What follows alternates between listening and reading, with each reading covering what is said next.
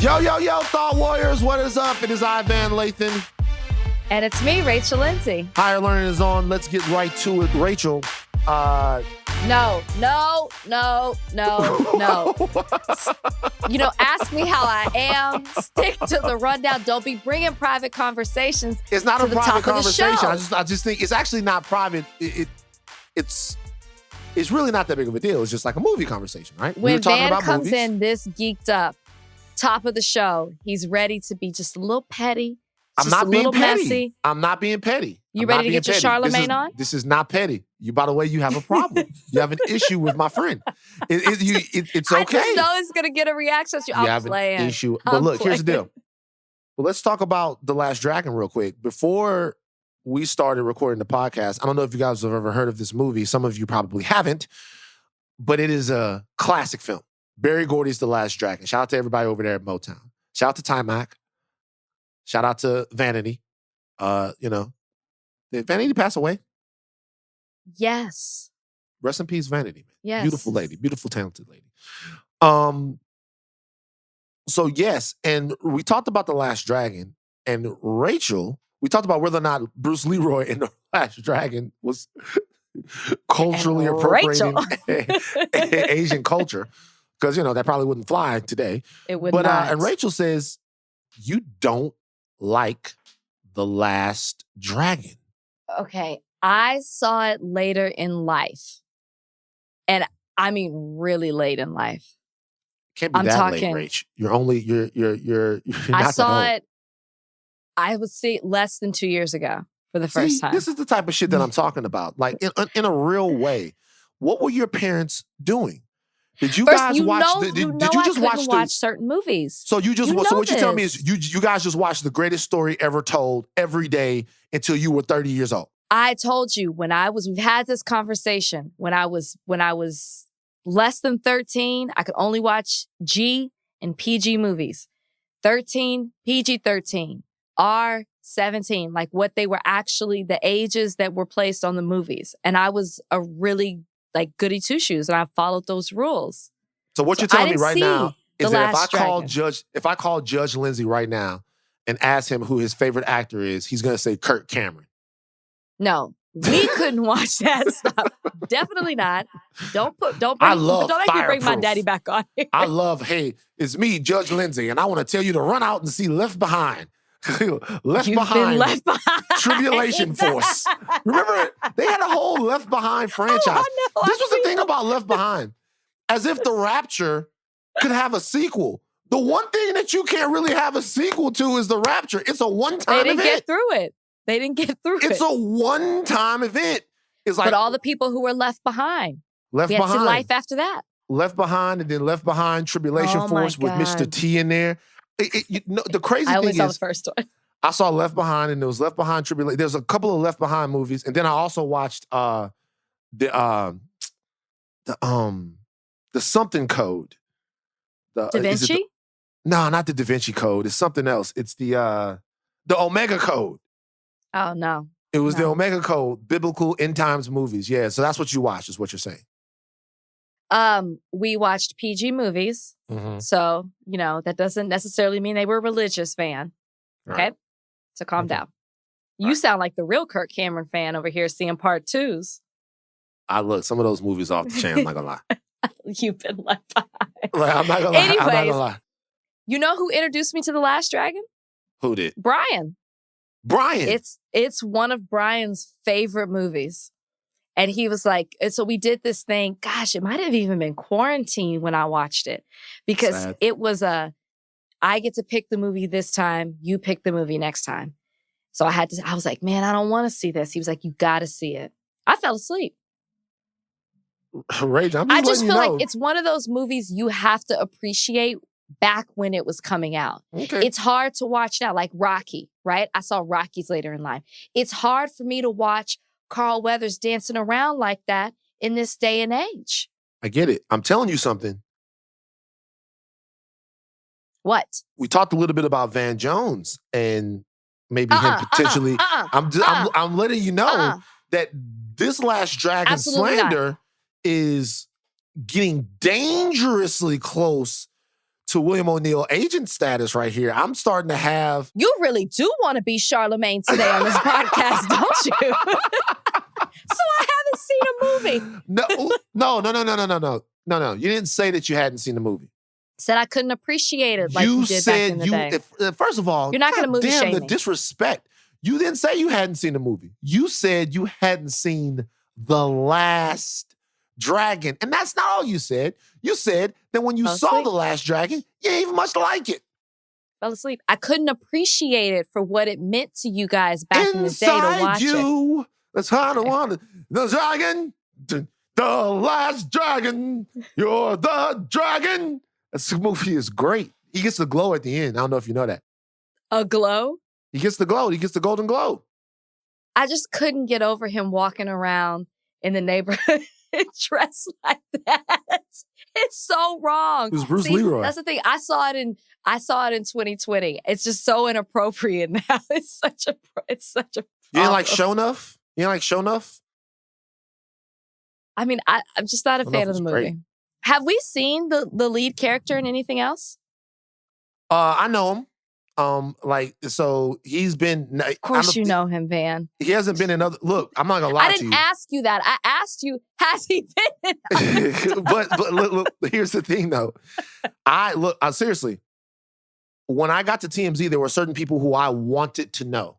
I wanted, I want to be this person's friend.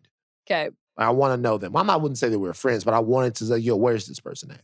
And he was one of them. He was one of the childhood heroes. He didn't do too much after The Last See? But he's a martial artist. Because you romanticized it because you saw it in childhood. I get that. But see, if you saw it for the first time as an adult, I don't think you'd have the same appreciation for it. Well, it just all depends on how connected you are to the culture as well. So Brian's more connected to the culture than me? Yeah, it seems that way. And by the way, this is not and this is not the first time that I've suspected this because you told me that Brian. I told you what? You told me that Brian. You thought Brian was going to put on Menudo. Your words, not mine. No, you said that Brian put on some, what was it, Boys to Men or something like that? It was H-Town. What H-Town? Man, Brian, light-skinned black dude. Brian lying. Brian's probably passing. Nah, hell no. H-Town is a deep cut, even for, It shocked me. I'll be honest. It shocked me. But you ain't about to take away my card and give it to Brian just because I don't like The Last Dragon. You did that. I think you gave your card. You did that. No, I think you did it. Which card are we talking about now? Whatever. All of these, all of these things that we're talking about here, this is your stuff, right? You were trying to make it something that it is not. Continue. All I'm saying is this. The Last Dragon is one of those movies. Okay, there are certain movies, certain pieces of music that you play, and if the person can't appreciate it, you start to ask questions. I'm trying to think of what movie that was for me at that age. Left Behind, Tribulation Force. No, maybe yes, Moonwalker. Maybe Moonwalker. Oh, Moonwalker's a good one. But see, here's the only problem with Moonwalker. Moonwalker's a good one. The only problem with Moonwalker is at the time that Moonwalker was popping, it wasn't really, that was like a measure of whether or not you are a human being. Because everybody's house you went to, if you hit play on there, I remember I went to my boy Grace Spiller. Shout out to Grace Spiller, wherever you are in the world right now, white guy. And I was putting in WrestleMania. And there was a tape in the VCR, hit play, it was Moonwalker.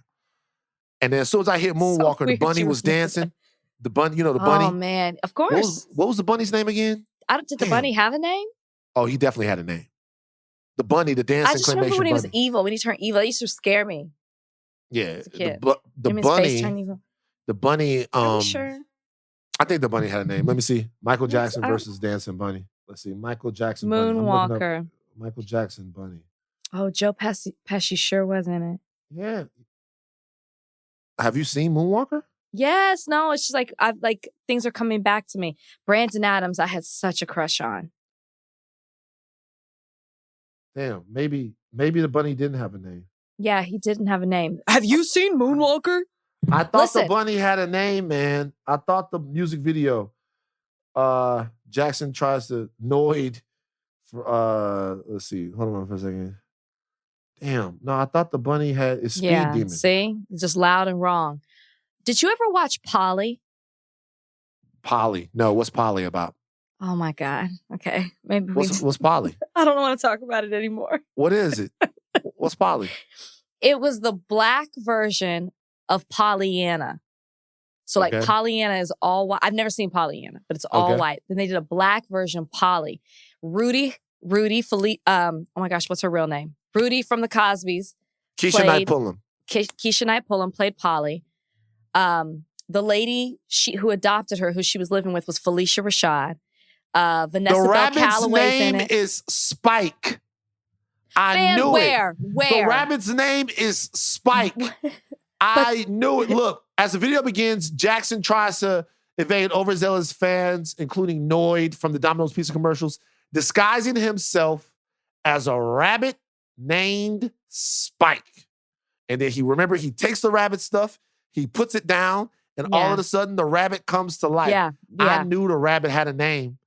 I knew he had a name. I couldn't remember the rabbit's name. But did he call him Spike, or is that just something I think his license plate was like said Spike or something like that. I'm like, I don't remember those words being spoken, but okay, fine. So then what's Polly though? Tell me what Polly is. So it's this girl, she comes and she moves to this town, which is Felicia Knight Pulliam. She's living with this mean... Keisha Knight Pulliam. You are losing points by the minute. That was racist right there. No, Felicia Rashad is the woman. Pulliam. Okay. I know, but Keisha Knight Pulliam. So Felicia Rashad. Oh, so they the Cosby woman, Show, they're back together. She like owns the town. She's rich. Keisha's living with her, but she's trying to like bring joy to this town that Felicia's kind of sucked it out of. The black people live on one side of the bridge. The white people live on the other. And it's just all following these adventures of Polly, which is Keisha. It's very, very good. It's like a musical. Bryan Adams is in it. Brandon Adams, I mean. Brandon, shoot. Rachel, are you? Brandon Adams is in it. That's what made me think of it. Anyways, it's like a black, I feel like it was like a black film that everybody watched as a kid. I never saw with it. The Wiz. The Wiz, the black version. Ain't nobody, no. Look, I'm not dissing Polly. I'll give it a go. Okay, I love films. I'll watch Polly, but don't put Polly up there with The Wiz. No, I'm just saying like The Wiz is something like there was the white version, there was the black version. Same with Pollyanna. It could have been something that I just missed. I'm not gonna lie. It could have been something that I just missed. Thank you. Polly what movie. I won't do is shame you for missing Polly. Polly movie is, it is right here. 1989. You know what the thing is?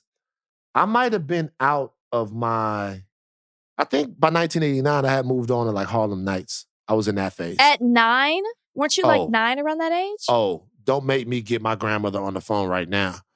Not only did we used to watch Trading Places, but my grandmother, there's a part in Trading Places. There's a part in Trading Places, literally at that age, where they're dancing in Eddie Murphy's living room. They're dancing in his living room because he's having a party. And there's this guy, and he's humping. Like he's doing some sort of hump dance. And my grandmother, when we were kids, used to rewind that over and over and over again. Was this Momo? This is Momo. And Momo would be like, let's watch that man drop the bucket again. He gonna drop his bucket. I love it. I'd be like, what? And me and Ebony would get so upset. My sister's listening to this right now. And we get so upset. It's like, look at that man dropping that bucket like something fierce. All right. What? Let's take a break. All right, I caught a little heat on the old internet for this one. And I want to see what you think here. President Barack Obama is now a coworker of ours. He has his own podcast over there on the Spotify's Renegades with Bruce Springsteen. So random, right? Well, it's an 8-part series. I don't know how they paired up. And the fact that they're renegades. Former president of the United States, or renegade. And Bruce Springsteen is Renegades, right? Renegades. So I guess because of the renegade sort of theme, President Obama told a story on the podcast itself. He says, actually, let's play the audio from President Obama. When I was in school, I had a friend. We played basketball together. And one time we got in a fight and he called me a coon. And I remember I popped him in the face and broke his nose. So there you have it. President Obama would have us believe that he got in a fight because a kid called him a racial slur when he was a kid, and he popped him one in the mouth. I posted with this. A speech. Popped him with a speech. Popped, like, look, with a fist, he punched him in his face. Right, I'm saying, and then gave him a speech as well as to why he popped him. Okay, so here's the thing. I said this on Instagram. I don't think this ever happened. I saw that, and I need you to understand. I need to understand why he would say that. Why? So, he lying. Why? I'm sorry, bro. You guys can say whatever you want. I love President Obama. I don't worship him as a walking caramel deity like some of the other people in this world do. But I just don't see this in him. Come on, give me some receipts. Give me some evidence as to why you're just gonna flat out say that man's story is a lie. Like, I just knew that you knew something that we don't know. Well, first of all, people say lie, and that's too strong of a term. Lie is too strong of a term. Because I think the older we get, the more we have the tendency to remember things the way we would have wanted them to have gone. Okay, right? I don't do that. So, okay. If you haven't yet, you will in the future. I'm not fantasizing certain things and playing them back in my mind how I wish they would have gone or how I wanted them to go. Childhood memories. So all these stories that you've been telling us that people love to hear on Higher Learning, they're not true. Well, I'm not that old yet. So did he drop the bucket or no? That guy was dropping the bucket. You guys can go watch that scene. The dude had on like a gray, he's got, watch this scene and post it. The dude had on like a gray vest and some gray pants with a white shirt, and he had a hat on, and he was just dropping the bucket in the living room. And he kept doing it. My grandmother would rewind it over and over and over again. Me and Ebony would get very upset. I don't know why, but because we didn't like to see our grandmother. Because you want to watch the movie, yeah. But no, I don't. I think that this is Captain. Well, of all the things to lie about, I mean, here's my thing. If it was a lie, I feel like he could have told a better story. Like, that was it. You just popped him one time. Like, I don't know. It just seems to be so. Why have we never heard this story before? Of all the race relations things that we've talked about, of all the different situations we've been in, how come Obama has never, why is this story only coming out? Tell me. Because he's no longer the president of the United States. He's a renegade. And as he's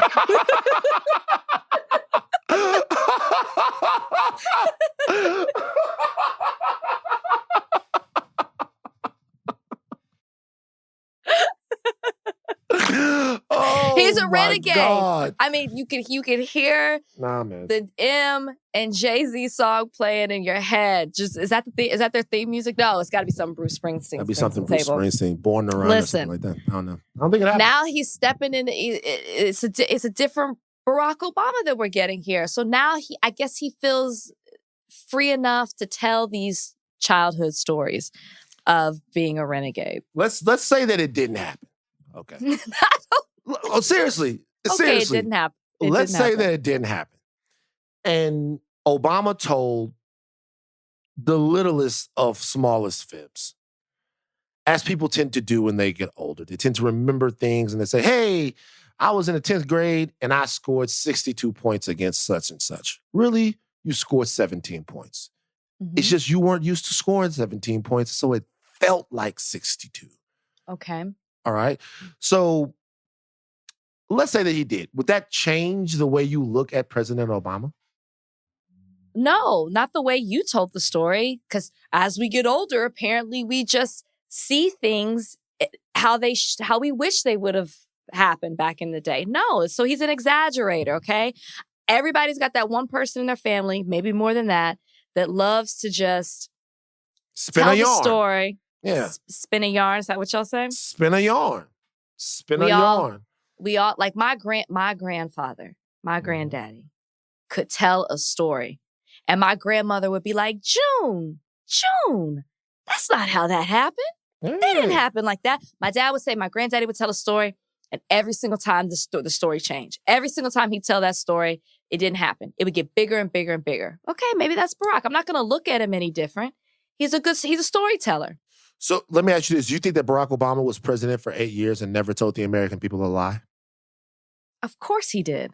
I didn't say he's So not what's a the liar. big deal? I just think it's weird that this is what you're like, actually he's lying. What do you think happened, Van? What do you think actually happened? Since you believe that it happened, he's just telling a different version. What do you think happened? Something less dramatic than that. I think he turned the other cheek and walked away? I think it's probably less on all sides. I think the kid probably said something Obama didn't like, and maybe Obama threw the ball down at the ground. The ball hit the ground, bounced up, hit the kid in the nose, and then the kid ran inside. You know what I mean? Oh, Barry hit me with the ball. Or maybe Obama gave him a hard shoulder check. The kid fell, hit the pole. Oh, Barry checked me into the pole. But as far as Obama going full fucking Bobby Seale on this kid and like nobody standing said up. he went Bobby Seale. Like, just popped him real quick. That's just not, I don't see that in him. That's not how Obama is. Do you see me popping somebody real quick? Yeah, of course. But you like to torture white people. Yeah. Where did white come from? Where did white that's your favorite thing to do. I just said somebody. It's right now, it's a white guy flipping through the want ads, looking for a new job because of you. Like, no, that's right now, man, Chris Harrison is having his agents. It's too soon. Agents, they're making calls. And it's all because he probably has like your face on a dartboard every day. Chris Harrison is throwing darts at a thing. This goddamn Rachel Lindsay, she doesn't even know. All right. Enough. So, interesting development in New York. Back in December, it's interesting to see what you think about this as an attorney. Back in December, okay, the New York people passed a bill that bans the sale or display of the Confederate flag on state property. Very important. Andrew Cuomo, who's got some of his own problems right now, signed the bill into law this past Tuesday. On state-owned property or at state events, such as state fairs, you cannot display or sell the Confederate flag. Okay. So I posted this again on the Instagram. You did. You've been on a roll. Been posting a lot of stuff, you know? Mm-hmm. And there were people on there that were saying they had a problem with this because they feel like this is the beginning of the end of freedom and the start of fascism, even if you do not agree with the Confederate flag, that you should not want the state to get involved in stopping the display and sale of it. They're only banning it on state property. So what's the big deal?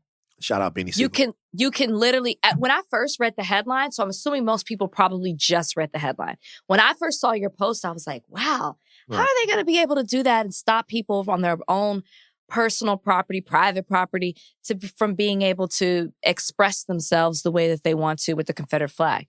And I read it and I'm like, okay, on state property, you can't use it. Yeah, you can't use it. So what are people upset about? If you want to slap a sticker on the back of your car and drive around, you can. If you want to wear a t-shirt, you can. You just can't wear it on state grounds. Yeah, look, to me, I don't give a fuck. Like, to be honest with you, the way I tend to look at this is this. Obviously, there are things that can be, I once at school had to take off a Malcolm X hat because they said that it was a hate symbol. This was back in the day when the traditional sort of thinking of Malcolm X wasn't as evolved and people really equated Malcolm X to being some sort of violent hate speech monger or whatever. There's a time when that whole thing happened. Malcolm X and Black Panthers is a time when in American consciousness, they were looked at as these sort of white hating, super violent, whatever. And so they told me to take it off. And that was because there was a misunderstanding of the meaning of that. Now, to me, there is area there to have a conversation about what people really were. You ask somebody something and they say, hey, I'm not for violence, I'm for self-defense. It's a very clear definition. Not for violence, I'm for self-defense. Very clear definition. Both the Panthers and Malcolm X. I don't know why we tiptoe around what the Confederacy means. I don't either. But do we anymore though? Do we tiptoe around what the Confederacy means? Sure. Who's tiptoeing? People who want to wear the flag? Because roughly half the country. Even people who don't wear the flag. They're not tiptoeing. They know exactly what it means. That's what they're holding, and they're holding on to that. They're not tiptoeing around. No. Who do you think at this point does not understand what the Confederate flag represents? I think a lot of people. And what do you think they think it means? We're just celebrating the old South? Antebellum, since that's on. Well, look, I think that privilege is the hardest language in the world to translate. You can't. Asking people to check their privilege is actually asking them to translate their privilege, which is asking them to sort of be like, hey, this is why I feel like I'm better than you. Okay. And when people have to articulate that, it feels weird coming out of your mouth because it's not a natural state of humanity. Really, the tale of humanity and the achievement of humanity is that we've managed to live with some sort of cooperation. That is really the most important thing that man has done. It hasn't been all of these weapons that we've made to like kill each other. It hasn't been any of those things. It's been the sacrifices that have been made for cooperation. And I think that those things come from, they're innate within us. Like they're pro-evolutionary traits that we learned how to speak the same language and we've learned how to build communities together and things like that. So I think privilege is hard and it separates people naturally because you can't really speak it. You privilege is it's tough, right? It's tough for you to say, hey, fuck your feelings. I'm just better than you. All of this is mine. It gets very difficult. And when you ask people to speak that language, their brains fry because they don't know how to do it, number one, and it's unpleasant for anyone. So I think that having people to in a real way confront the Confederate flag and the images, and we've talked about this, with the whole Bachelor thing, to confront what those images mean and what those images are, I think that's asking them to translate their privilege. That's asking them to be, I guess, a little too introspective about what it means for them to live here in this country and sort of reconcile that with the history of America. Like, there are things right now that benefit you that kill me. Yeah. It's a very basic sort of understanding that we have, but asking somebody white to understand that is asking them to sort of translate that, and it's hard to do, and it's something they don't want to do. I think they I think they choose to be ignorant. I don't think that they're completely blind to what the Confederate flag represents. I think that's giving them too much, to be honest. So you think that they're evil then? Yes. I think they want to do what they want to do and they don't want you to tell them. I think a person who still wears whether on some type of clothing, hat, whatever it may be, wears the Confederate flag, puts a bumper sticker on their car, flies the flag from their house or whatever it may be, they are fully aware that it represents a time. Go ahead. Well, I'm not talking about them. I know that they know. Okay. I'm talking about the other people. So look, the people that wear it and proudly embrace it and do all of that stuff, they know what they're saying. Yeah. I'm talking about the people that don't, but that would still argue in favor of people being able to do it. And I guess I'm like, what kind of person is that? Like Will Cain. Whoa. Will? I once heard him do it. Yeah, like Will Cain. What did Will do? We should have Will on the podcast. We should. Like Will Cain was on ESPN some years ago, I think it was. And it's all out there. And by the way, I don't mean to step on your point, but you were making a point. No, I want to hear this. So Will Cain was on ESPN. I want to say this is 2015, 2014, maybe a little earlier. Recent. Maybe a little later. And it was in response to NASCAR having banned the Confederate flag or thinking about banning the Confederate flag in its infields. Or maybe there was one particular race that was banning it, or maybe it was a football game. Oh, this was last year. No, not last year. This was way before. Okay. It was 2017. 2017 is when this happened. Okay. 2017, and Will Cain was on First Take debating this with Max Kellerman and with Stephen A. Smith. And Stephen A. Smith was doing what he always does, which is give latitude to that type of shit. And Max Kellerman was saying, no, they were arguing the meaning of the flag. Max Kellerman was like, no, there's a specific meaning to it. Will Cain was like, look, I would never fly it, but people that live in Texas, where I'm from, or whatever, these are the reasons that they tell me that they're fine. We have to respect them. So the people that are flying the flag are one thing, but the other people that make space for it, I think that there's some genuine old-fashioned white privilege stubbornness that doesn't let them see this issue in the mathematics that it really should be in. Like just in the equation that it is. And I guess I feel like we're saying the same thing as in those people that you're describing still understand why it's offensive, but then they argue on the other side that it represents something different for them. I get what you're saying. I get that it flew at this time and what was happening in the country and who were the people that were flying it and what their beliefs are. But when I do it, it means this. That's what I'm gathering. That's what a Will is saying. So you're not ignorant to it. You're just choosing to ignore it so you can do whatever you want to do. Or you cannot condemn those people for doing it. Right. And I guess what I'm saying is that guys like Will Cain, more than anything, forget about the flag. They've been indoctrinated with white American privilege to such a degree that they just aren't used to being told that they can't do something. Mm. Yeah, they're really not. And so that part of it, the part where that part of it is like, even it's hard to get people to do that, to translate their experience and say, hey, this is like, hey, I just don't want you. America's mine. Everything that I see reinforces to me that America's mine. So why would I listen to you? It's like a bratty child. When you've been told yes, yes, yes, and you can do whatever you want, and the first time you're told no, you don't know how to react to it because you've always been told yes. You've always been able to do whatever it is that you want to do.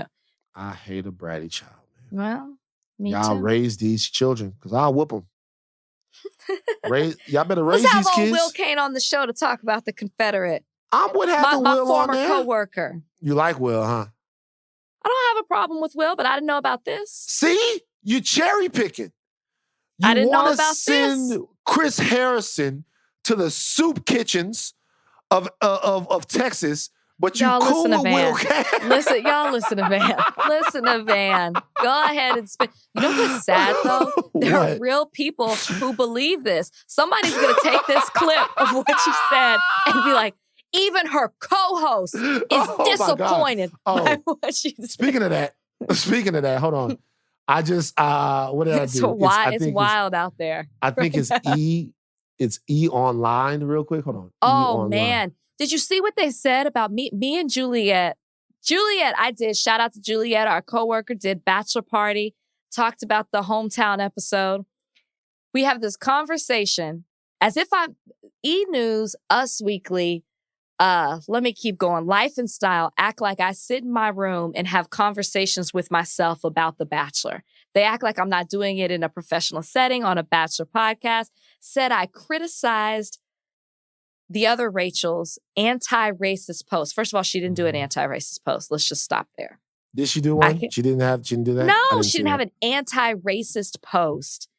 This is what they do. They manipulate things for headlines and clickbait just to allow people to spew out racism. I gotta find it because what was it? It was E! News? Was it on their page? It was E! News, and it was on Instagram. And I went under the Instagram. Somebody was like, yo, look, they were like, yo, look how badly they're getting on Rachel. And I went on there and the comments were just terrible. I'm telling you. And I was like, you guys are all a bunch of weenies. That's what you wrote? Yeah. Let me see if my I can co-host find it. always having my back. I'm like, if you guys are a bunch of weenuses, because they were like, yo, Van, this is the bad part. Somebody hit me up. I can't remember who this person was. Somebody hit me up and was like, Van, this is the part of Bachelor Nation that is like mean that Rachel was telling you about. or whatever. Oh, yeah. And I went under there, and it was really bad. I'm telling you, it's bad. And Facebook is even worse. They create these groups. Oh, wait, I can't look because I blocked E-News. Damn. I forgot that. I can't find it. I blocked them. Is it this one where it says, following Chris Harrison's temporary departure from The Bachelor, who will host the After the Rose special, Rachel Lindsay weighs in? That's it. There's a comment with 1,568 likes that there's a period after each word. No one cares what she thinks. Stop making her irrelevant. Jackson, send that. Yeah, like people were just going ham. Oh, they do all the time. They do this for clickbait. I increase their engagement because people just love to hate on me on these magazine Instagram pages. They love it. She's terrible. She just wants to be relevant. Shut up. Your 15 minutes is up. You know, it's wild. That I'm used to, but you know, it's been that way since I've been a part of the franchise. Yep. I'm not new to it. So Van is somebody will now say Rachel sent Chris Harrison to a soup kitchen. That's gonna be the new headline. Look, we out here, man. We out here, Rach. You just gotta be aware of your power. I would love to have somebody on from one of these sites to come on the podcast and talk about the way that they word these articles or how they use, come on, you know about this maybe from TMZ days, how they use an angry picture of me scowling and then the white lady is smiling, looking super innocent, dressed up. Like, please explain your reasoning behind it. Find whoever wrote that article. Let's bring them on this podcast and let's have a conversation and talk it out. No, they're not. They don't want to do that. Nah, come on. Don't be scared. Your name's on the article. Don't be scared. All right, let's take a break. Okay, Rachel, do you like the movie Players Club? Did you like that movie? Ronnie and Trixie. We've talked about this before. Of course, Ronnie and Trixie. Yeah. So, just real quick, we're not going to spend too much time on this, but this is something I thought was funny on the internet's happened yesterday. Draya Michele, we had talked about her before. If you guys don't know Draya Michele, you should be on Basketball Wives. Draya Michele has a very love-hate relationship with the internet. Sometimes they love her. Sometimes they hate her. She went on her Instagram stories. I don't know if you guys have ever seen Players Club. It's actually in AFI's top 100 movies of all time. Really? It was voted, I think, best film of, what did it come out, 1998 or 1997? Nominated 2 Golden Globes, 1 Academy Award nomination. No, stop. Okay, I'm serious. You lost me now. Tell him what the movie's about. Players Club. This is all that happens. Players Club. Like, it's a true story. And the movie is about a girl who is in college, played by Lisa Ray. A girl who is in college, and she also strips on the side, back when that was taboo. Because there was a whole thing in the 90s between striptease, where it was about real women who were actually strippers. Oh my God. It was taboo. And the whole thing was about, is it about this life? Is it about her club life? But she worked at the Players Club. Mm-hmm. So Draya Michele posted on her Instagram stories that they should reboot Players Club with her as Diamond, which is the character that Lisa Ray played. They lit her the fuck up on Instagram. It was really when Shade Room posted it. Shade Room, shout out to Juju and them. Y'all know what y'all be doing. Shade Room posted it. Shade Room posted it, and they lit her up. It was like, girl, you can't act. Girl, no. Girl, don't reboot a classic. If they do reboot it, we would rather see Lisa Ray come back and play Diamond than to see you play Diamond. Lisa Ray is like in her 50s now, probably. Still looks great. Still looks amazing. Do you think they were fair to Draya? You think, look, it was like they were mean. Be honest, I don't understand why people are so hot and bothered by this, to be honest. If Draya wants to dress up and play this role and put it out there, audition for it, get some buzz, good for her. There's no I'm not role. Even the biggest fan. There's no movie. There's nothing. I know, but she's trying to create buzz for it. So, like, smart on her part, trying to brand herself for this role. I'm not, like I said, I'm not even the biggest fan, but I don't understand why people are so hot and bothered. But if the Shade Room knows what they're doing by posting it, so does Draya. That's a calculated move. Whether people are talking good or bad, they're talking about her, and that's all that she cares about. Can I be honest with you? Look at it. We're talking about her right now on this podcast. I'll be honest with you. Not my choice, by the way. What's see?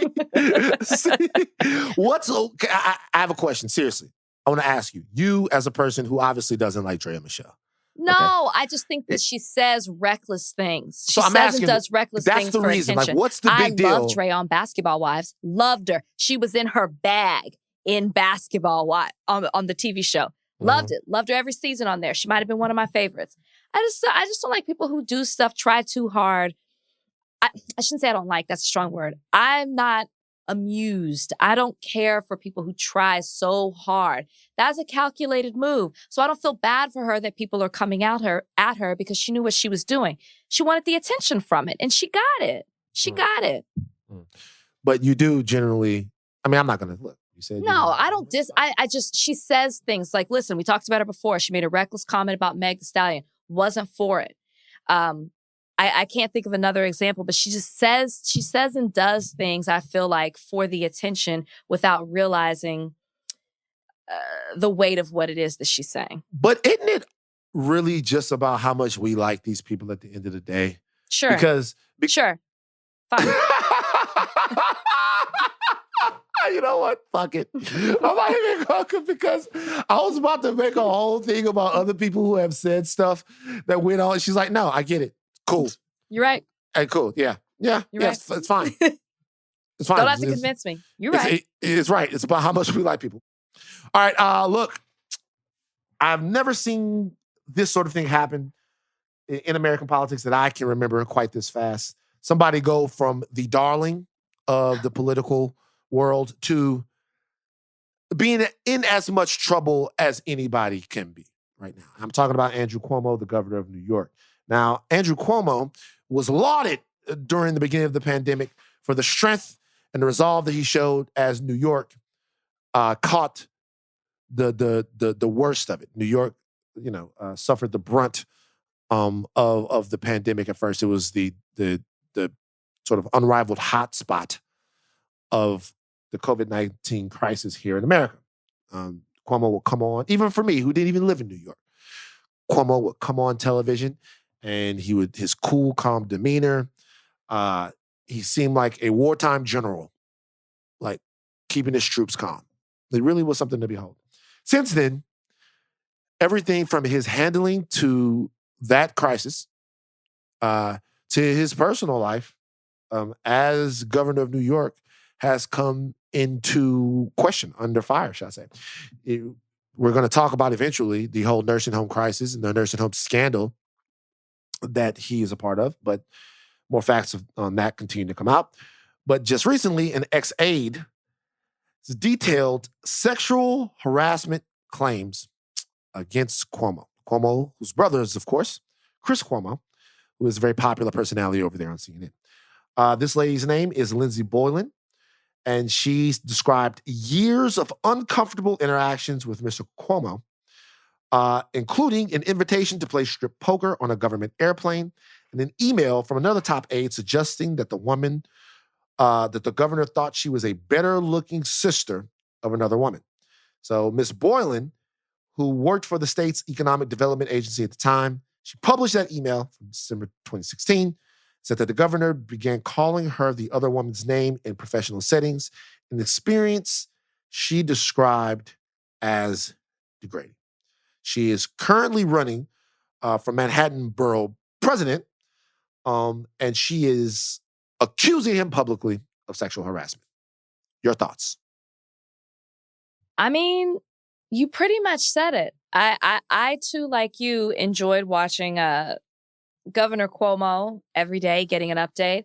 I loved the way that he took charge of a situation that we knew nothing about.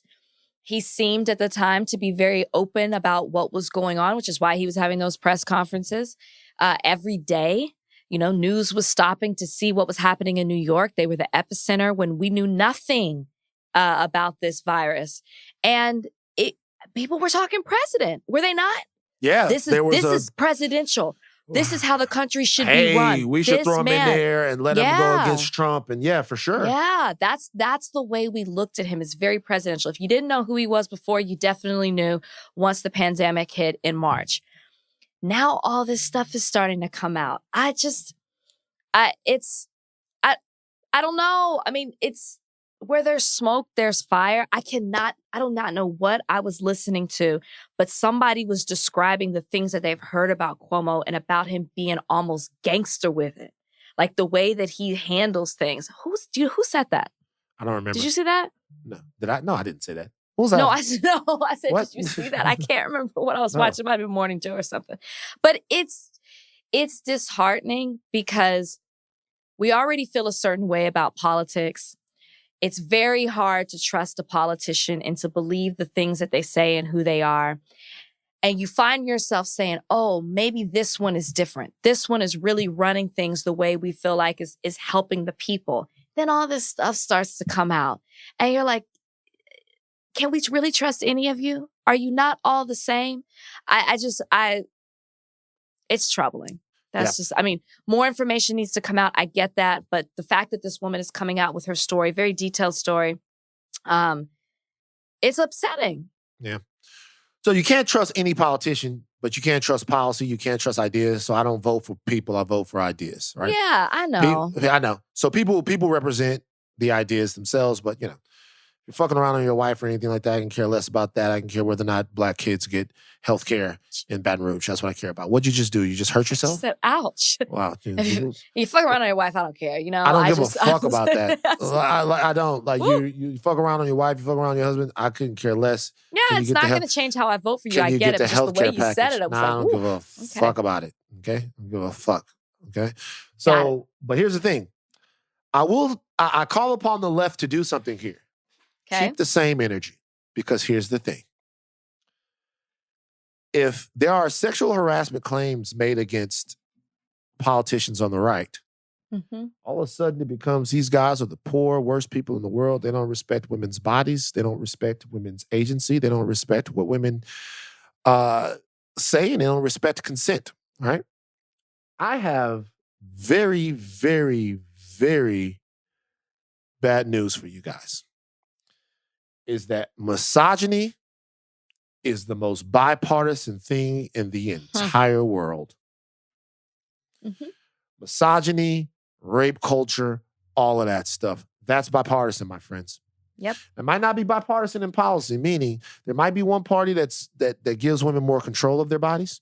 There might be one party that doesn't want to defund Planned Parenthood. But what I'm telling you is that when those doors close, the way men treat women and the way men provide empowerment and safe spaces for women, the way men respect women, that doesn't exist. It's not one. There's not one more skis balls on one side than the other. Yeah, that's a thing. That's a thing that we have to address as a society. I'm not saying that Andrew Cuomo is guilty of any of this stuff, but what I am saying is that I'm saying if this story would be enough for you to jump out the window on somebody on the right, then it's enough to jump out the window with him. Yeah. Yeah. It's certainly because look, if the standard is that we're believing accusers, we're providing space for accusers, and when an accuser says something, we're taking it as gospel. If that is what people are saying, then you have to do that here. I agree. And so for me, I think the way I look at that situation is there was an entire time when a woman would come forth and she would say that she had been raped or sexually assaulted, and she would be shut down. Just shut down. You're lying. You wanted it. You're trying to take down a powerful man. You shut down. I think the way I view the situation is now I believe you. You come to me, you talk this, I believe you. This happened to you. The studies show that less than 2% of the time, or right at 2% of the time, are false accusations. They're 98% of the time. Wow. Women are telling the truth. Like it's some number like that. So being that I don't have any problem believing a woman until there's a reason not to believe. If there's a reason not to believe, then I'm not just going to be like, oh, she said it happened, so it happened. But if there's a reason not to believe, just like with anything. Right. I believed OJ at first. Then I was like, wait a minute. Yeah, we all do. I was like, wait, no, they didn't get together and plan all of that shit. You killed two people. You know what I mean? But having said all of that, don't protect Andrew Cuomo. Don't protect him. I mean, if we're being real. Who's protecting him? There are some people that are like, this is just happening because this woman is a Republican and Andrew Cuomo has pissed off the wrong people. Yeah, see, we can't do that. And all of that stuff. Nah, because she's a fuck Republican. all that. Come on, y'all. No, hell no. Hell no. Keep that exact same energy. Agreed. Keep that exact same energy, not because, keep that exact same energy because in any of these situations, if it's about the women, it's about the women. It can't be about the politics. It just can't. So the reality is that this seems to be, at least to this point right now, a credible accusation. And until it's not a credible accusation, then it is what it is. I'm not saying I throw him away. I'm not saying that, but what I'm saying is at this point right now, sure, I'll look at him differently. Yeah. Yeah. I absolutely do. But at the same time, if more stuff comes out, minds can be changed. What I'm saying, there are no sacrificial lambs in this. So there's a lot of people that are saying, hey, they're just doing this. They're trying to get back at him, blah, blah, blah, blah, blah. No. It's a woman that says she was mistreated. She was working for him. You must go with the same zeal and with the same energy and find the truth. And if it turns out that he was in any way a dickhead in this, run his ass just like you ran everybody else. Party be damned. God damn it. All of this shit. Oh, did you see what they did? You know what? No, I'm not talking about this real quick. I want to read you this while we're on this subject. Okay, because I was about to go to Mr. Potato Head, but I gotta be honest with you. I could give a fuck less about how Mr. Potato Head identifies. And I think that's very important. You know, it's fine. You know, it's cool. But what I'm saying is that who could give, like, look, who could be mad about that? If you're mad, there are people. It's just so stupid. Like, Mr. Potato Head can be whoever he wants. It's like when things happen on Sesame Street and stuff. They get so mad. Yeah, people will get really hot and bothered by this. Normalize it all. Agreed. Is what I say. Oh, but I do want to ask you about this tweet that I saw. I'm not going to say who it's from, just because the lady has since made her tweets private, which tells me that she's getting a little hate. The tweet says, stop calling your female colleagues smart, clever, or brilliant. It's sexist. You would never, ever stress how truly bright Brandon is when recommending a spirit of trust. It shouldn't be surprising to you in 2021 that women are capable of thought. So, this tweet has gone viral. This woman she's laid down the gauntlet. She says that you should not call your female colleagues smart, clever, or brilliant. It's sexist when I'm in a conversation with someone and I tell them how amazing Rachel Lindsay is. Your thoughts? You can call me smart, clever, or brilliant all day, every day. I'm not taking any kind of offense to it. I saw this. I'm trying to understand why this is a problem. It's not the same. It's not a microaggression like saying a Black person is well-spoken or they're so articulate when you wouldn't say that about their white counterpart. If I did something smart, call me smart. If I'm doing something that's brilliant in a brilliant way, I don't think that that's sexist in any way. I guess maybe I haven't come across where it's only used towards a woman and not used to my same male coworker. Is that what it is? It's a setting of a coworker, right? Yeah, colleagues. Yeah, colleagues. I think this is when people are like, well, then we're taking things too far. What is it that I can say? What do you want people to say? She doesn't give an example. It shouldn't be surprising to you. It's not surprising to me. I just feel like this is taking it too far. I don't understand the logic behind this. What do you want people to say if you do bring a lot to the table and you did have a brilliant idea? I don't think that that's gender specific. I don't think that that's sexist in any way if you said something that's brilliant. I don't think you're saying that women can't have brilliant or smart or clever ideas. Maybe that's happening in her workplace, or what's going on. Maybe her boss has some type of issue, and maybe that's specific to that incident. But in general, I have never been offended by a male saying those words to me or using those adjectives to describe me. I'm going to receive all of that. Yeah. Yeah. Yeah. It never has even crossed my mind. It's taking it too far. And this is when people are like, what can we say? There's nothing that we can do. To me, this crosses a line. Well, see, here's the thing is as a man, you got to walk the line here, right? Because. Okay, you can't say anything. So I'll say. But not really, because here's the thing. For when Obama, the articulate thing, right? The articulate thing was an insult as directed towards President Obama because he was running for president. What's funny? Your comment section on this post. Why? What are people saying? What in the entire fuck? Shut up, lady.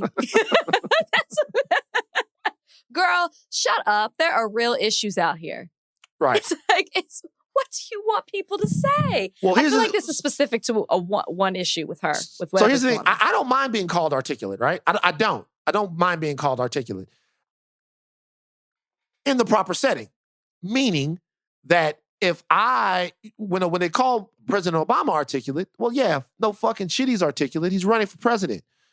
Like, the 95% with the occasional dumbass of people running for president are going to be able to articulate themselves. Mm-hmm. And I haven't heard the rest of those guys called articulate. You called the black guy articulate, which tells me that maybe you have some preconceived notion about how articulate black people are. That's one thing, right? For me, if I'm in a situation and we're sitting talking, Vanna's a very smart, articulate, thoughtful young man, I don't have any problem with that. Most of the time, I'm not looking to have an issue with people over things. This question it's different because as a man, you don't know when you're fucking up. It's hard. The only this ain't it. Well, okay, I'm just asking because the only clues that you have of when you're fucking up is when people tell you. Because everything else, like I said, it's hard. It's hard for white people to translate their privilege. It's hard for men to translate their privilege too.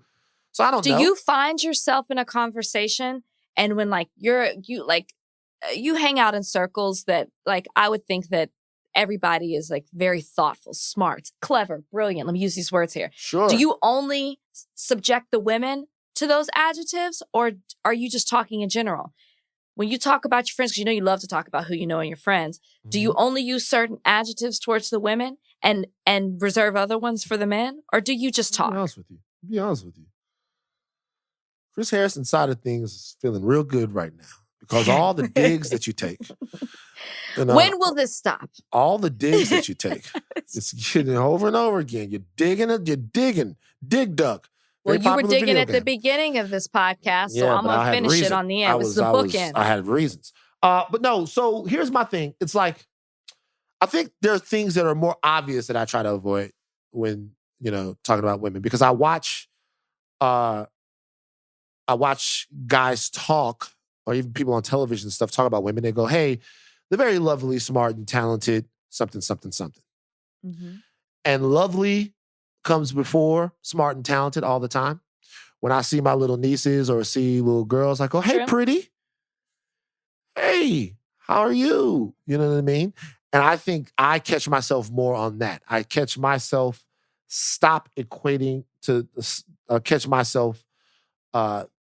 trying to stop equating a woman's worth to her physical appearance. Don't stop calling little girls pretty. Don't stop calling little girls pretty? Mm-mm. Why? Because, and maybe this is a black thing, but I always tell young black women, little girls, that they're beautiful. Always. Because you grow up in a society where it's not all, where your beauty isn't celebrated as others are. So I'm like, hey, pretty girl. Hey, beautiful. I say it all the time to young girls because I want them to appreciate their beauty, their natural beauty. Right. I'm laughing as I sit here with the wig on my head, but you know what I'm saying. It's on your head. It's part of you naturally. You pay money naturally for the wig. You know what I'm saying? But no, truly. Do you tell might little not get white that girls reinforcement. Do you tell little white girls that they're beautiful? I feel like I'm not really around many young white girls. Right. So I don't really know. I'm sure I do. But I'm specifically reminded of it for young Black girls because their beauty isn't always reinforced. That's true. I've stopped. I've really stopped. I've stopped because I just want these ladies to know that they're more than pretty, man. Say both then. It's like, I guess. But I'm telling you from a female perspective, when you're growing up and you're young and you're looking at magazines and things are a little bit different now, but you're looking at dolls, you're looking at magazines, you're looking at TV shows and you don't see yourself represented, you start to want to be like, oh, that's what pretty is. So when somebody reinforces it, especially coming from a man to say, oh, hey, pretty, you feel that as a child. Like I can remember that as a young girl when someone would say that to me.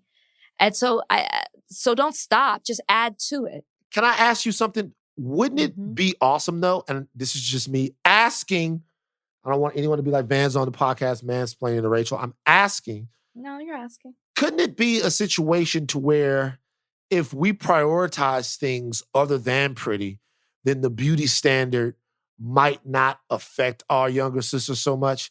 If they thought that maybe they were going to be judged by more than somebody else's opinion of their physical form. Sure. Might we change that? Thought. That's a beautiful thought. But society is what it is. And I'm not saying that, like, but yes, if we all did it, it could change it. So I'm just saying use both. Fine. Don't just stop at pretty. Tell them they're beautiful and they're smart. Despite what this woman says. Right. Tell them they're both. And then tell them why they're both. You know what I mean? Maybe that's the difference. So why needs to come after it. Yeah, I mean, by the way, not all kids are smart. It's tough. I see it all the time. Or pretty.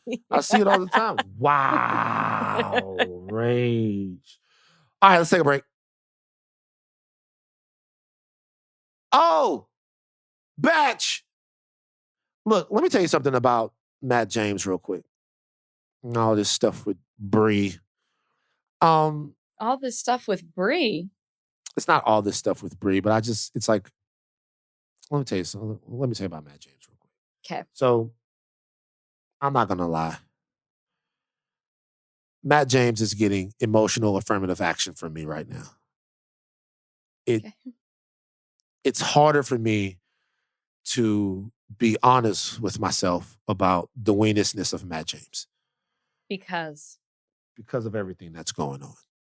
I love Black people. At first, it was easy for me to see Matt James as being the true weenus that he is. And don't get me wrong, you guys, he's still a weenie. But the reality is that I'm pulling for Matt now. I'm glad you turned a corner. I'm pulling for Matt right now. Good. Okay. Having said that, he still gets 3 weenies for this episode. It's better than 5. That's better than 5. He's been off the charts. That's better than weeks. 5. Let me ask you, what was your favorite part of this last episode of The Bachelor? Because I'm being honest with you. The show is kind of fucking boring. There's a little bit. I told you this episode was boring. It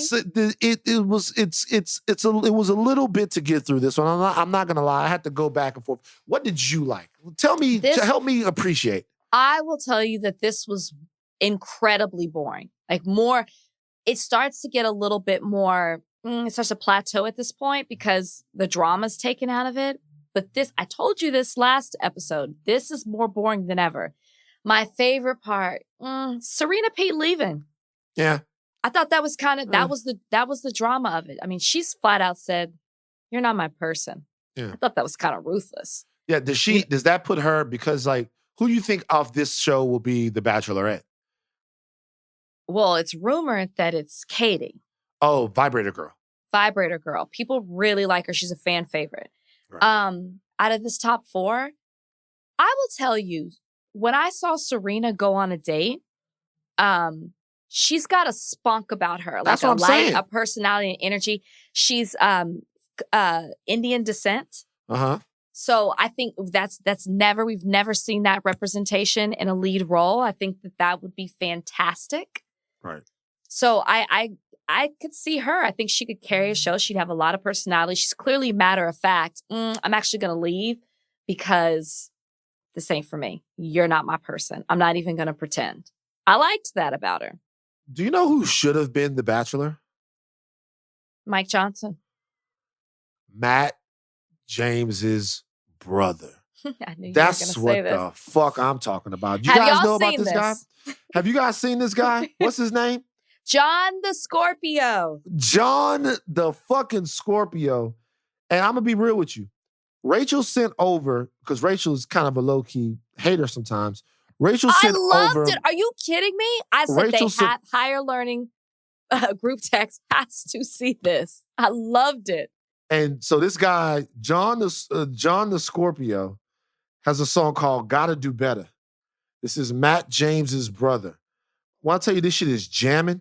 That shit is really, I'm going to be honest with you. Kaepernick representation in the video, there's a full music video, y'all. I'm going to be real with you. I'm not joking. That shit is really hard. John the Scorpio is hard as fuck. I thought it was going to be a joke. And when I saw it, I had to verify. To verify this is Matt's brother. Matt has never mentioned him. I'm a little disappointed. I don't know why you're keeping him from us. He better be, okay, Van, you don't know this, but usually, second to last episode, we meet the lead's family.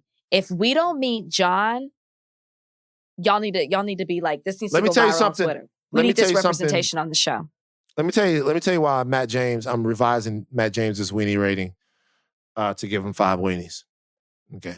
5 out of 5. See, you could never catch a break. I knew you wouldn't stick to 3. You do this every time. Go ahead. 5 out of 5. Okay. You want me to tell you why? Why? Do I have latitude? Okay. So, yes. Gotta Do Better by John the Scorpio came out 5 months ago. That's 1.8 thousand views.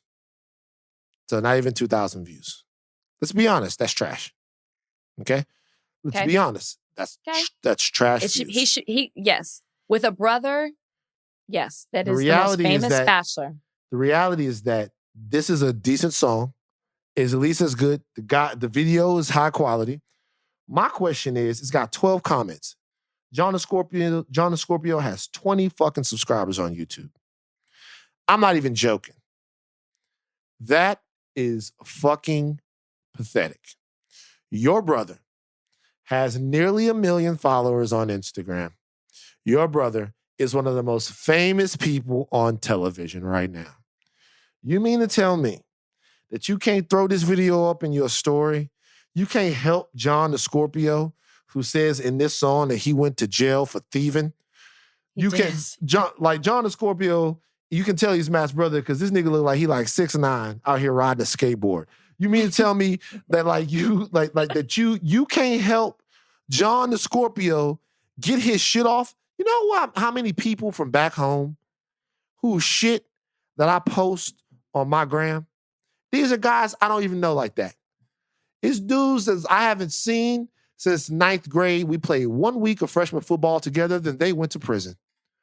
Hey, Van, do you remember me? Yeah, I remember you, bro. How are you?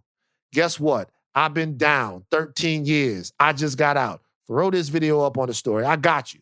Shit is terrible. It's not even John the Scorpio level. And the reality is that Matt James is not passing the plug right now. I don't give a fuck what happened between him and John the Scorpio. Yeah, I wonder if they're close or not. Maybe John the Scorpio went to jail for thieving from Matt James. Who knows? But the reality is, you can't help your brother. They look just alike. They look alike. They look alike. You can't help your brother? Let me look at the comments. He should have posted the music video because I'm telling you, we have to see this man on the season. Matt James, you're a weenie dog. You're a wiener dog. But I will say I'm pulling for you. Y'all need to go follow John the Scorpio on Instagram, John the Scorpio on YouTube. Go show this man some love because the song really does go hard. It knocks. Mailbag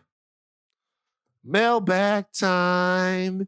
Time to read your letters and then we'll reply to them. Oh, it's mailbag time. Write us with your queries and we'll chime in. Okay, let's cut that. Let's cut that and roll that for each Thursday. For each Thursday. He's so proud of that, y'all. That was off the top of the dome. That was off the top of the dome. That's Jackson. our song. That's it. That was crazy. Okay, let's do mailbag, I guess. From Kyle Eyes Fauché. closed, grabbing the mic. I hate him. Who was the first person that Van and Rachel were starstruck by in real life? Ooh. Didn't you say yours was Bow Wow? No, I never said that. What? When Bow Wow was on the show. I never fucking said that. Okay, You just making shit up. I think this is the memory that comes to mind is Randy Moss. Oh, that's a good one. I still do, but I feel like when I really got into football, Randy Moss had just been drafted, thought he was coming to the Cowboys. He wasn't. There was a guy that I liked that kind of looked like Randy Moss. I was so into him. I loved his attitude. I loved his game. I loved the way he would wear his hair. Everything about Randy. Then I went to ESPN. Randy does Sunday football. I used to do a radio show on Sundays. I saw him. So the way ESPN works is everybody is the war room. And everybody watches all the games on all these screens. So everybody who has a show, whether it's on TV or radio, is in this room. So like as a sports fan, I'm fanning out. All these people in here. Randy Moss walks in. I walk out the room. I couldn't even be in the room with him in there. I was like panicking. Like I was 12 years old again. I shared this with a coworker, Ryan Clark. One day we're walking down the hall together. And Randy and Charles Woodson come. When he was starstruck by Charles, come walking down the hall. I take off running because I'm nervous that Randy's there. Ryan's like, hey, Rachel, didn't you always say you wanted to meet Randy? I had to come back, meet him, said hello. He couldn't have been more nice. So lovely. Said we were family because we're all coworkers. But he still makes me nervous. Interesting. If I was Ryan Clark, I would have took it to HR. Why are you talking about your coworkers? If I was Ryan Clark, I would have took it to HR. Why are you talking about your coworkers like this? For what? Creating an unsafe environment. Like I run away every single time he's around. No. Not run to, run from. No, can't do it. Called HR. Call HR. For me, was I first got to LA, I was at Venice Beach and I saw Diana DeVoe. Who? Let me look this up. Hold on. Don't describe. I need to see. Diana DeVoe. DeVoe. Just Googled it. Okay, I was wondering why you had not shamed me for not knowing, and now DeVoe. I see why. Go ahead. Legend. I saw her at Venice Beach. She had a little backpack on. Remember those little backpacks the girls used to wear where they had these little straps and they had a little pack on? And I was like, hello, I'm a big fan. And then she just kind of looked at me and then we took a picture. Diana DeVoe. Floored me. Next question. Do you still have that picture? That's my question. No. See, I didn't even ask for a picture. I was too scared. He still makes me nervous. Right. Diana DeVoe. I was like, am I missing something here? Who is that? Okay, next question from Risa Bass. If you could have any living performer perform a private show for you at your birthday party, who would it be? Diana DeVoe. No, good question. Because it's like, what kind of mood do I want for my birthday it's crazy. Party? Any living performer at a birthday party. It's not Beyonce. I'll be honest with you. It wasn't going to be Beyonce. If I was like, if it was more chill. I know who it is. Who? Go. Bruno Mars. Oh, that's the type of party you want. See, I was going to say if mine was more chill, I would say Lauryn Hill. Right? We don't see enough of her. She's not coming to the party. Like the food gonna be cold. Like the cake gonna be stale. Don't make up new rules to the question. Like she's not coming to the party. Who would you want? Who would you want? Okay, I would want Lauryn Hill. Man, Bruno Mars, that was a good one. Yeah, Bruno be getting it up there with his little dance. I kind of want to steal that. Like Bruno Mars that's a fun party, and he could slow it down. He could slow it down for you. See, that was a good one. Yeah, I'm stealing that. And he'll bring the cocaine. All of that. Last one. Okay. From Jana Jackson, I want to know if Van and Rachel has any wild Mardi Gras stories. Oh, that's a le bon temps roulé.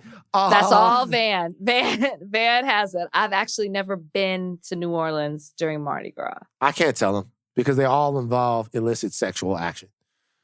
Like I can't. With you or somebody else. Don't name people. Well, not with me. Like there's things that like. Why don't you just Barack Obama the story and tell it to us? No, I can't Barack Obama the story. They all involve like it's all freak shit. Like you're there, like you're there in New Orleans, especially if it's a warmer Mardi Gras, it's going down. So 100,000 people down there, you can't move. Like they're ladies there. You see them. One time we met these girls from Tucson, man. Shout out to Tucson. I'm not gonna lie, bro. Like if Tucson is listening right now, Tucson girls like to have a good time, bro. I'm not gonna lie. Because there's nothing to do in Tucson. Tucson girls like to have a good time. I remember this was because this is the South, right? So me and the homies are down there, and I'll tell you how drunk I was. I was so drunk that it didn't even bother me that we were being seen wide open in New Orleans with some white girls, which could have, because it's like, because like when you're with a white chick in public, it's cool until like you see black women, and that's true. And then you're like, damn, I'm fucking up. Do you know what I mean? But we was down there like, I mean, we had really adapted to their ways. My whole crew, like we were dancing off beat. You know what I'm saying? Wait, stop. We were like my whole crew, like we had adapted to their thing. I remember, this is so funny. Remember that song, Who Let the Dogs Out? Yeah, of course. We had never heard that. Okay? So look, check this out. Seriously, this is a true story. I wish Ryan was here. Like, we had never heard that song. I had no fucking clue what that song was. Never heard it. But we're at, I want to say Razoo's or someplace like that. We are so fucking drunk, right? We are so drunk. And all of a sudden... Wait, you were at Razoo's? I think so. The restaurant or the club on Bourbon Street? The club on Bourbon Street. I think it was. That's one of my favorite clubs on Bourbon Street. It's a very touristy place to go. But it is. I'm a tourist. That's where people go when they're in town and no one else to go. Right, exactly.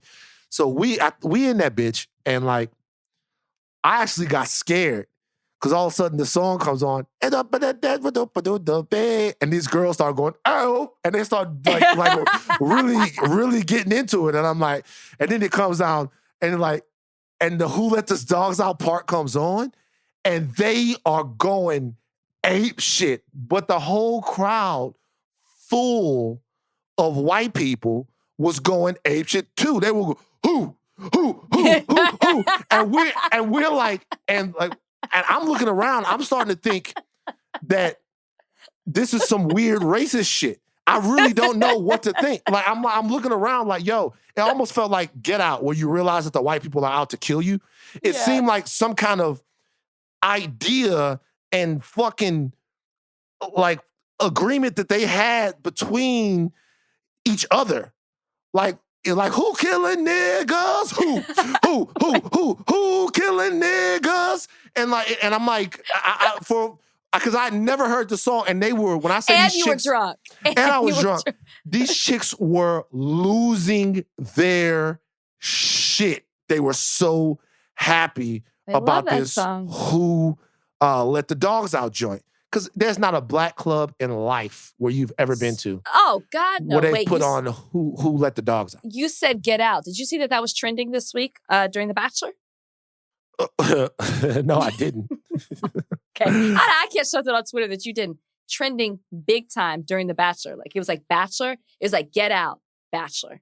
No, I didn't see it. Makes sense, though. Okay. Makes sense. Yeah, well. But no, what I'm saying is, just real quick, I'll put a button on this story. These girls were staying in the W, but not the W over off Poydras or like further in the quarter, the really super nice W that's in the quarter.